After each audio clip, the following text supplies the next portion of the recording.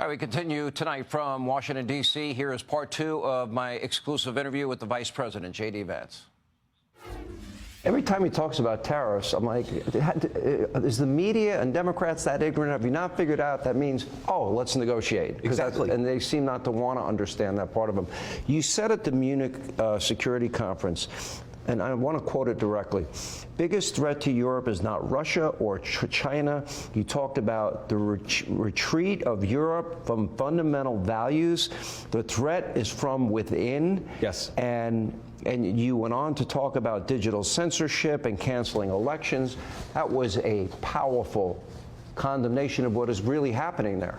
I appreciate it, and it's also, by the way, Sean, a condemnation of what the Biden administration was doing. This is one of the things that I think the Europeans didn't appreciate about the speech is the biggest driver of mass censorship in the last 5 years, it actually wasn't the Europeans. They were the victims of it in a lot of ways. It was coming from the Biden administration. This whole crazy left-wing idea that we're not allowed to debate ideas, that we're not allowed to discuss things, that we have to silence people, censor them, throw them in jail for silently praying outside of an abortion clinic. These ideas are going to destroy Western civilization. They're going to destroy Europe, and they would destroy the United States of America if we allowed them to fester. Thank God we have a president now who believes in free speech, but the danger is still there. The danger is there in Europe. The danger is there in the United States of America. We have to ask ourselves the questions as leaders.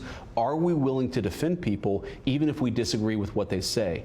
If you're not willing to do that, I don't think you're fit to lead Europe or the United States of America. If you're running in fear of your own voters, there is nothing America can do for you. Exactly right. You said it at the same conference. That's exactly right. There's nothing that we can do for you if you're terrified of your own people. And Sean, you see this every single day. What are some of the biggest drivers of violence in these European societies? It's mass migration.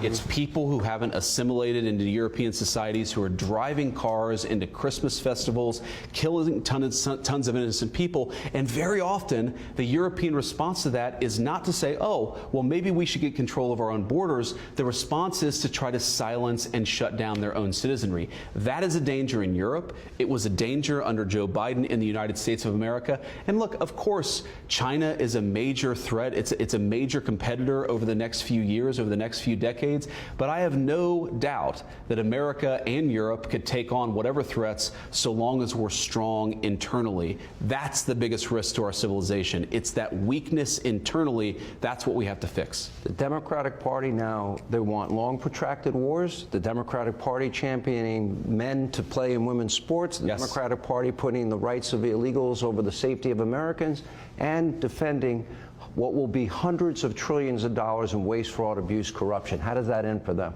I think it ends very, very poorly. And the American people are a lot smarter than the Democrats give them credit for. You cannot shut up your fellow citizens, force biological men to play in sports with girls, which, by the way, it's just insulting to the girls. It's actually dangerous to the girls. Title IX, it's you know, some of these sports are very violent. You don't want to have biological men against women. It's crazy. And the Democrats, again, there's this crazy idea in the Democratic Party that if you just repeat insane ideas, eventually the American people are going to believe them. We actually think the American people are smart, and we should listen to them rather than preach at them. And I think that's the core right now of the president's political strength. Last question. Tomorrow, you'll be sitting in a very prominent seat. Are you excited about your seating chart for the State of the Union? I'm excited about the speech. It's going to be a little unusual to have the camera on me for, an hour and a half and every reaction that I have. But I think, as the thing that I've learned, Sean, is people always say when you're on camera, try to be stoic and try not to show your cards. I'm going to have fun tomorrow because the President of the United States, he's going to make a lot of good arguments. He's going to talk a lot about a lot of the successes that we've had in these first 45 days. He's also going to be himself, which means he's going to poke a little fun, and we're going to have a good time tomorrow, so I'm just going to try to enjoy it. Well, it seems like when I first interviewed you, it seems like it's sunk in. You now know you're the Vice President. So you're like, okay, this is a little new, but Mr. Vice President, you're always generous with your time. We really appreciate it.